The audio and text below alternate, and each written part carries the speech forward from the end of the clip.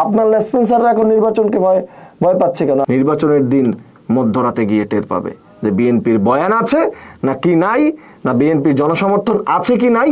বিএনপির ৪,৭৭১ জন মানুষকে মেরে শেখ হাসিনার রাজনীতি করতে হয়েছে।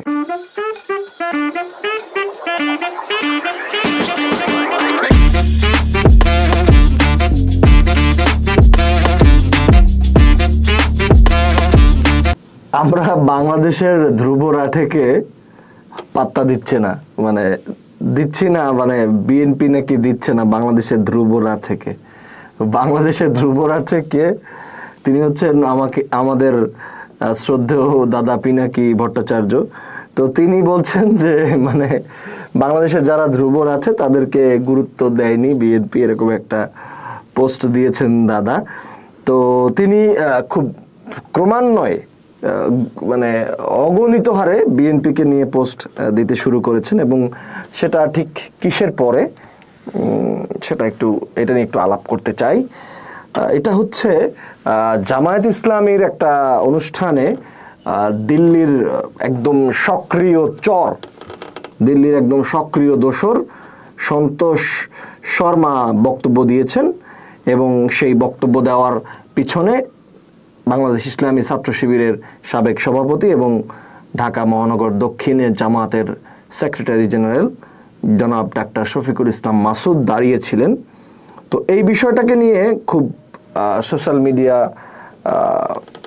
অনেক সরব হয়েছে, এবং ডাক্তার পিনাকি ভট্টাচার্য তারই প্রিয় পাত্র সাংবাদিক ইলিয়াস হোসেন, তিনি অবশ্যই একজন সাহসী সাংবাদিক, তার সাংবাদিকতার নানান দিক রয়েছে এবং অনুসন্ধানী সাংবাদিক হিসেবে বিশ্বব্যাপী তার যথেষ্ট সুনাম এবং খ্যাতি রয়েছে। বিশেষ করে তার সাহসিকতার জন্য তাকে প্রশংসা না করলে সেটা অন্যায় হবে। তো ইলিয়াস ভাই যখন জামাতকে অ্যাটাক করলেন এবং জামাতকে সরাসরি কিছু অ্যালিগেশনস দিয়েছেন, জামাতের নেতাদের ফাঁসির জন্য জামায়াতের বর্তমান যারা ম্যানেজমেন্টে আছে তাদেরকেই দায়ী করেছেন, এবং পাশাপাশি এটিএম আজহারুল ইসলামের যে মুক্তির যে দেরি হচ্ছে সেটার জন্য তিনি দায়ী করেছেন জামায়াতের নেতাদেরকে।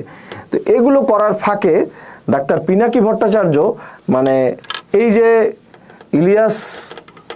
সাংবাদিক ইলিয়াস যে স্রোতধারাটা জামায়াতের দিকে নিতে যাচ্ছিলেন, সেই স্রোতধারা থেকে মানুষকে সরিয়ে আবার বিএনপি মুখী করার জন্য, মানে বিএনপি ঠেকাও বা বিএনপিকে ব্যাশিং করো, সেই জায়গায় নিয়ে যাওয়ার চেষ্টা আবার করলেন ডাক্তার পিনাকি ভট্টাচার্য। এবং তিনি সেটা করতে গিয়ে তিনি অনেক কথা বলেছেন। বিএনপি একটি প্রগতিশীল ক্লাব বা সামথিং, বিএনপি কোনো রাজনৈতিক দলই না।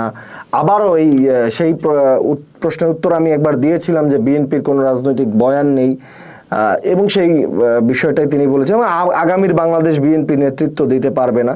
তো এই জায়গায় আমি না পিনাকি ভট্টাচার্যর একটা খুবই আক্ষেপ এবং ক্ষোভ, দুঃখ, কষ্টের একটা প্রতিচ্ছবি দেখতে পাই।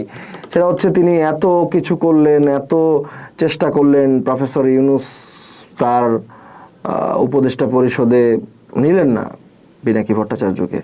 এরপরে এই যে এনসিপির এত গুণগান গাইলেন, এত কিছু করলেন, তারপরও এনসিপি নিলেন না পিনাকি ভট্টাচার্যকে, এনসিপি নিল না। এরপরে বিএনপির ব্যাপারটাও সত্যি, বিএনপিও তাকে জিজ্ঞেস করছে না। তিনি বললেন যে 31 দফা তাকে জিজ্ঞেস করা নাই। সো 31 দফা তো বিএনপি সারা বাংলাদেশের যে ফ্যাসিবাদ বিরোধী যত রাজনৈতিক শক্তি আছে সবাইকে নিয়েই করেছে। আপনি বিএনপিকে রাজনৈতিক দল মনে করছেন না, বাট সকল রাজনৈতিক শক্তিই তো সেই 31 দফার সাথে সংযুক্ত ছিল। তো আপনাকে জিজ্ঞেস করে না, এটার জন্য 31 দফা ভালো হয় নাই। আপনি অনেক কিছুই বললেন, অনেক তত্ত্ব দিলেন, কিন্তু ব্যাপার হচ্ছে কি যে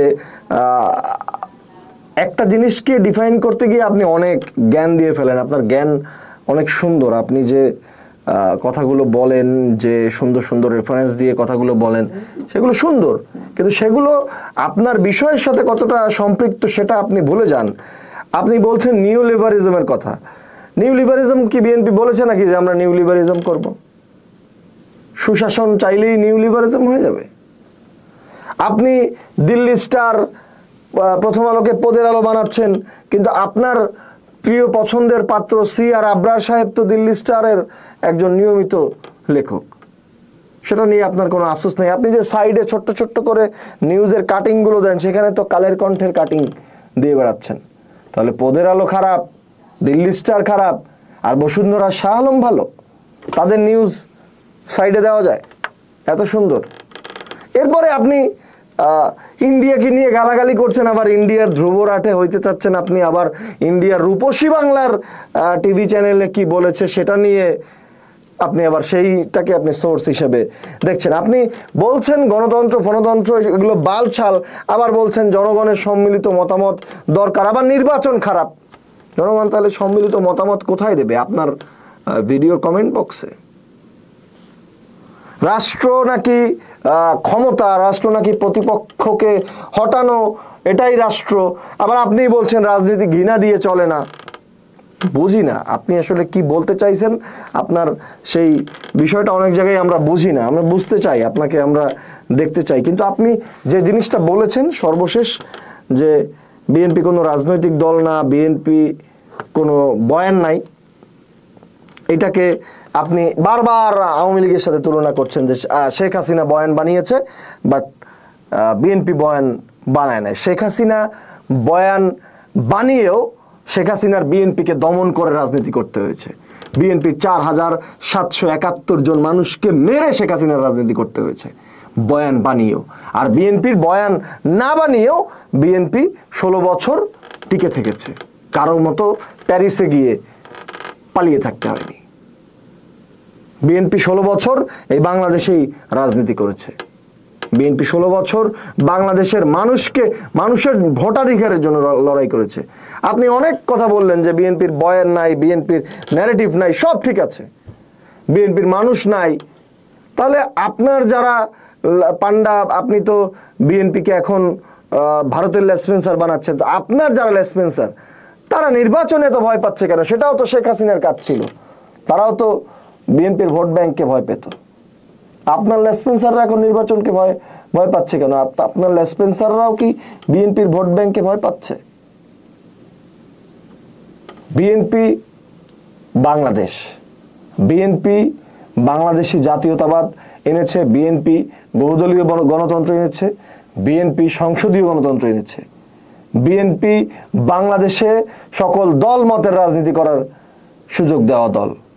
বিএনপি যেভাবে বিএনপির প্রতিষ্ঠাতা জিয়াউর রহমান, প্রেসিডেন্ট জিয়াউর রহমান সকলকে এক জায়গায় এনে বাংলাদেশি জাতীয়তাবাদ গঠন করেছিলেন, বিএনপির ভারপ্রাপ্ত চেয়ারম্যান জনাব তারেক রহমান বাংলাদেশের ফ্যাসিবাদ বিরোধী সকল রাজনৈতিক দলকে এক করে তিনি করেছিলেন ফ্যাসিবাদ বনাম বাংলাদেশের চমৎকার এক মেরুকরণ। এর বাইরে কোনো বয়ান বিএনপির তৈরি করতে হবে না। বিএনপির বয়ান আছে না নাই, বিএনপির রাজনৈতিক দল না সামাজিক ক্লাব, সেটা নির্বাচনের দিন মধ্যরাতে আপনি এবং আপনার সাথে যারা কমেন্ট করে ফেসবুকে খুব চরম বিপ্লব করে দিচ্ছে, তারা নির্বাচনের দিন মধ্যরাতে গিয়ে টের পাবে যে বিএনপির বয়ান আছে না কি নাই, না বিএনপির জনসমর্থন আছে কি নাই, সেটা নির্বাচনের দিন মধ্যরাতে টের পাবে। এবং আপনাদের এই সমস্ত চেষ্টা, এই সমস্ত চক্রান্ত, বিএনপি ঠেকাও, বিএনপিকে ব্যাশিং করাও, এই সমস্ত চক্রান্ত নির্বাচনের পরের দিন একদম তাসের ঘরের মতো ভেঙে খান খান হয়ে যাবে। প্রস্তুত থাকুন।